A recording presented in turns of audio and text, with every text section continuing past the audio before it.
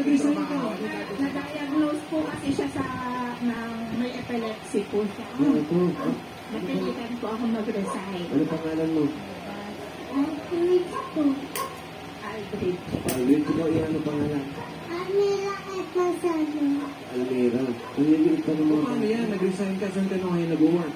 Wala po. Talagang tinututukan ko lang po kasi siya.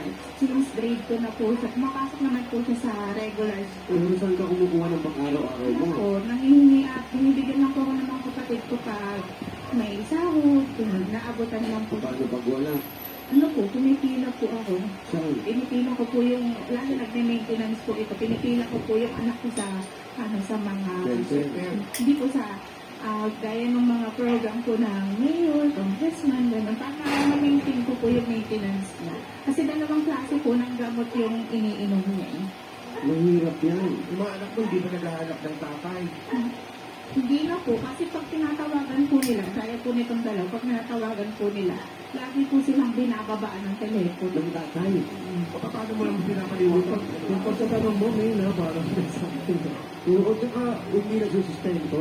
Nagbibigay naman po, pero hindi po sumasapat kasi nag-aaral na din po itong daycare. Oo. Ano pangalan? Alan Manzana. Alin,